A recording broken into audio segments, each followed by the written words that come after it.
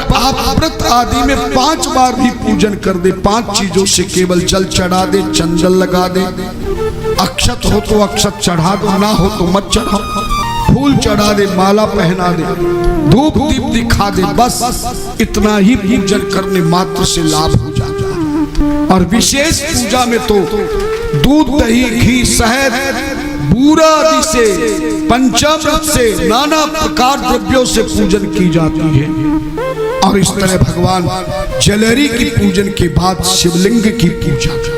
अगर आप शिवलिंग शिव जी के मंदिर में जाएं और ये ज्ञान ना हो कि उत्तर दिशा किधर है, तो उसका भी मैं हर कथा में बताता हूँ। भगवान शिव के शिवलिंग की जो जलेरी का मुख है, जलेरी का मुख मानी जो जल आप चढ़ाते हैं, जिस दिशा में जलेरी का जल गिर रहा है वही दशा उत्तर दिशा होती है।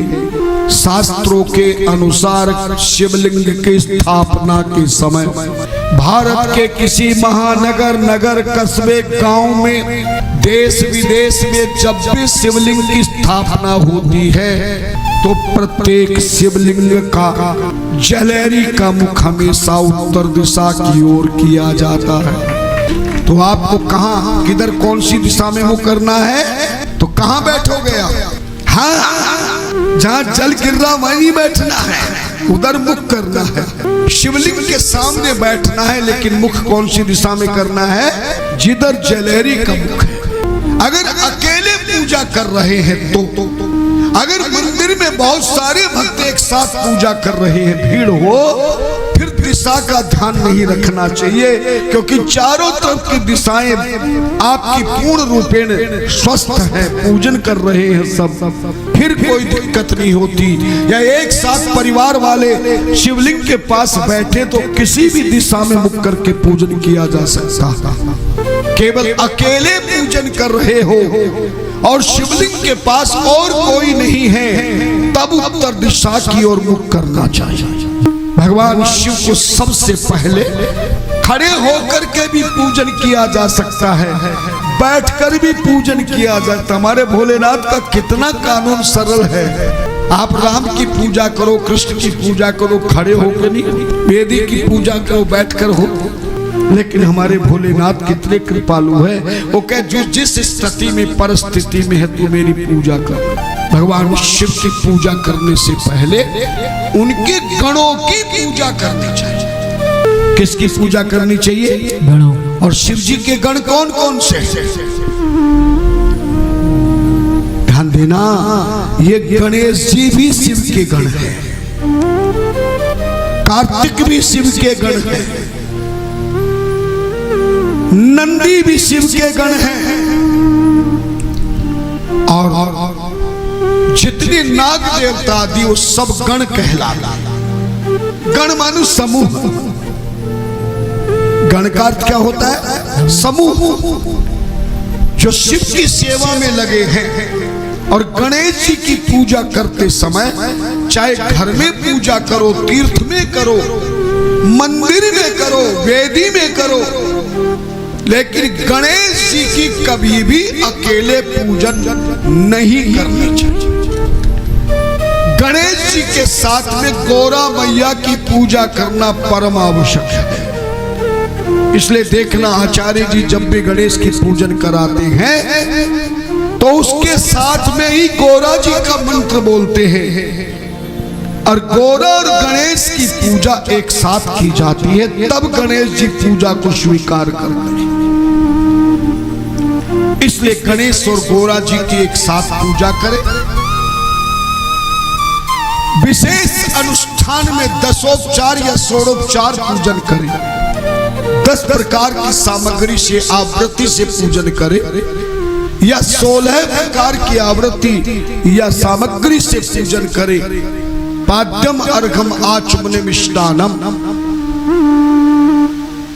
वस्त्रम समर्पयामि गंधम चंदनम विलेपयामि अक्षतम समर्पयामि पुष्पम समर्पयामि बेलपत्रम समर्पयामि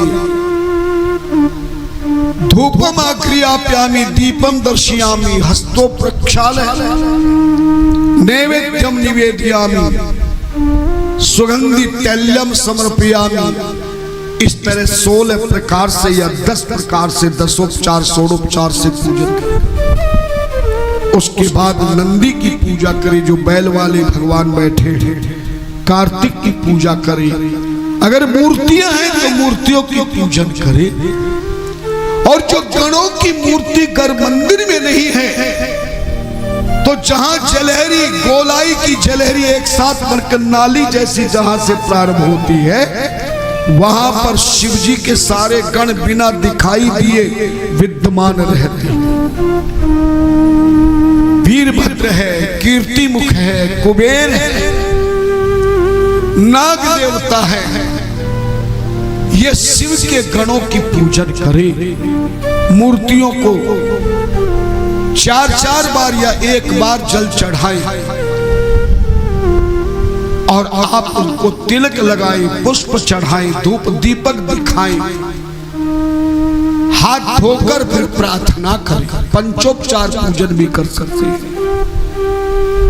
और इस तरह के गण की पूजा जब पूर्ण हो जाए तो शिवलिंग की पूजा से पहले जलहरी की पूजा करना भी, यद्यपि हमारे शास्त्रों में ऐसा दिया नहीं है, लेकिन शिव पुराण कहती है ये जो शिवलिंग के चारों तरफ जलेरी है, ये सामान रखने का स्टैंड नहीं है। कई लोग लोटा, टोकरी, धूप बत्ती, दीपक न जाने क्या क्या रख देते हैं। जलेरी शक्ति रूप है।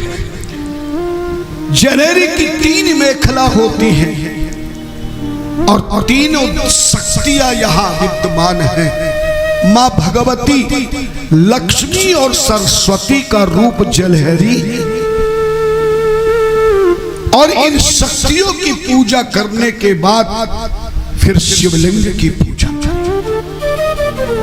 शिवलिंग को पहले जल चढ़ाएं, चंदन लगाए, अक्षत लगाए, पुष्प चढ़ाए, धूप दीप दिखाए। विशेष अनुष्ठान में षोडोपचार पूजन करें। उत्तर दिशा की ओर जब भी लोटा जल का चढ़ाने के लिए पकड़े तो शास्त्र कहता है न अंगुष्ठेन कदाचन, किसी भी भगवान के जल चढ़ाने वाले लोटे को अगर दोनों हाथों से पकड़ जाने दे। उधर क्या देखा, इधर देखो। एक जरा सा भी तुम्हें मौका मिल जाए, ऐसे देखते हो जैसे तो कोई नया व्यक्ति आया हो। ध्यान कथा में रखो, क्योंकि कल बताया था नजर हटी दुर्घटना घटी। ध्यान देना।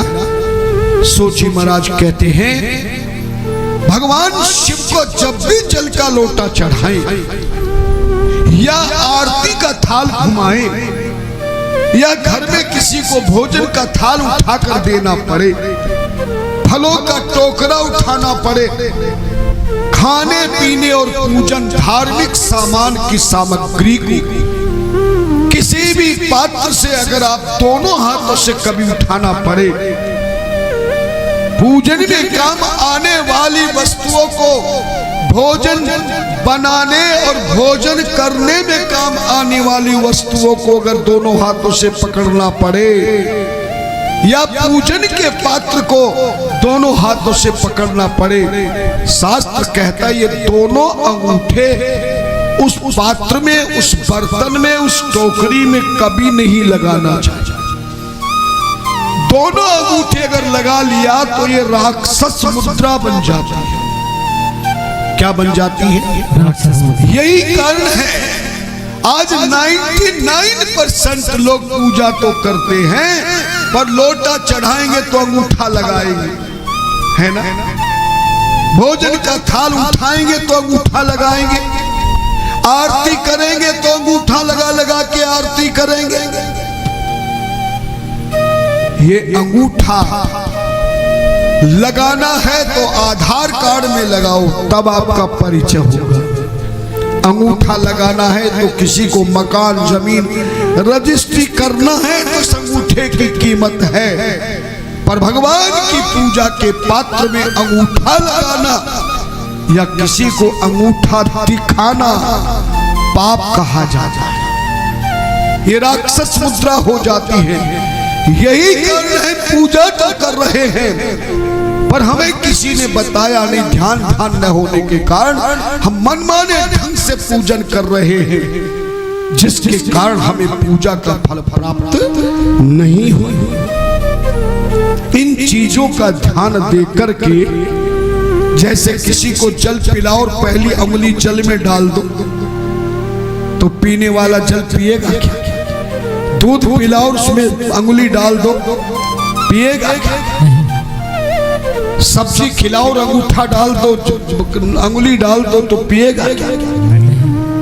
एक इंसान किसी खाद्य पदार्थ में, सम्मान पदार्थ में अगर अंगली अंदर चली गई तो फिर हम उसको त्याग देते हैं। इस तरह से अंगूठा ना लगाएं। शिव को जल चढ़ाते समय एक ही धारा में चढ़ाए, जितना भी जल लोटे में है। धन्यवाद।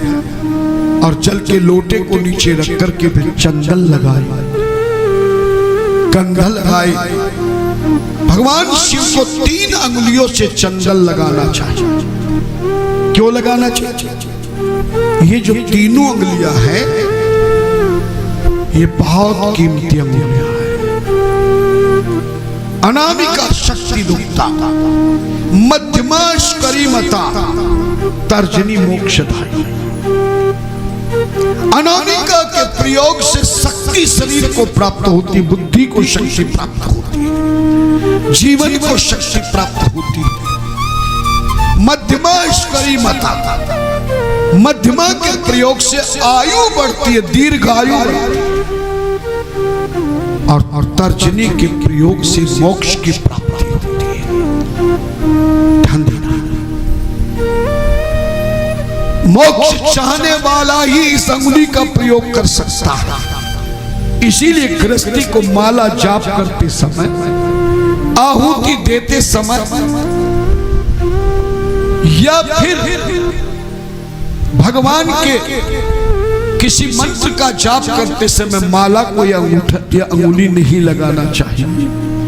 लेकिन दोनों अंगुलियों के साथ में त्रिपुंड अगर लगाना हो तो तीनों अंगुलियों का एक साथ प्रयोग करने पर तर्जनी के दोष समाप्त हो जाता है। त्रिपुंड लगाए। शिवलिंग को हमेशा पूर्व दिशा की ओर, शिवलिंग का जो पूर्व दिशा में भाग है उधर त्रिपुंड लगाना चाहिए। फिर अक्षत लगाना चाहिए। भगवान को पुष्प चढ़ाना चाहिए। पुष्प माला है तो पुष्प माला पहनानी चाहिए। बेल पत्र है तो बेल पत्र उल्टा चढ़ाना चाहिए। क्यों चढ़ाना चाहिए बताएंगे आज। भांग, धतूरा, आग, समी, दुर्वा, घास जो भी है, भांग के केवल पत्ते चढ़ाए, धतूरे का फल चढ़ाए, आग, मंदार का आप केवल फूल चढ़ाए और समी की डंठल सहित पत्ते चढ़ाए। भांग के पत्ते कभी भी डंठल समेत नहीं चढ़ाना चाहिए, डंठल से अलग करके भांग के पत्ते चढ़ाना चाहिए। दुर्वा घास को पूरी नहीं चढ़ाना चाहिए, सबसे ऊपरी भाग दुर्वांकुर। अगर आपने दुर्वांकुर की जगह पूरी दूब चढ़ा दी तो बीमार हो जाओगे, बेकार हो जाओगे, शरीर से लाचार हो जाओगे, बुद्धि में क्रोध आएगा, धन देना, लोभ आएगा, ज्यादा मोह ममता में पड़ोगे। लेकिन दुर्वांकुर चढ़ाने से देवता आपको हर प्रकार की कामना पूर्ण करते हैं। दुर्वा घास से बीमारी नहीं आती।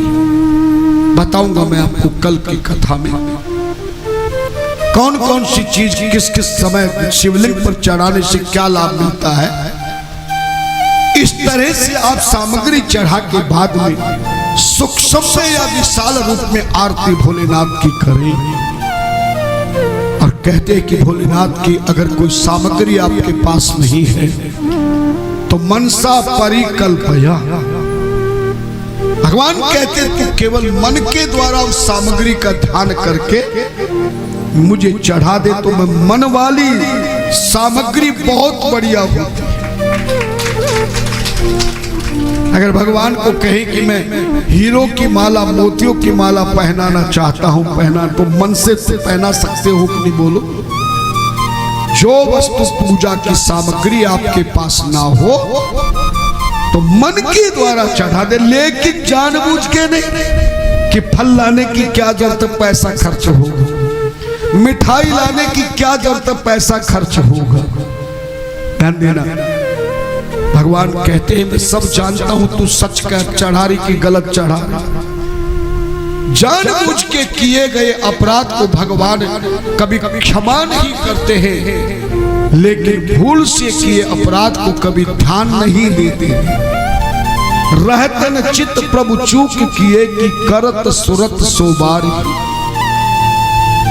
और जैसे ही भगवान की पूजा विश्राम हो तो हम जो सबसे पहले शिव महापुराण में आपने देखा होगा, हम सबसे पहले आपको जो प्रार्थना बोलते हैं, सबसे पहली प्रार्थना बोलते हैं नमामि शमीशा निर्वाण रूपम विभुम व्यापकम ब्रह्म वेदस्य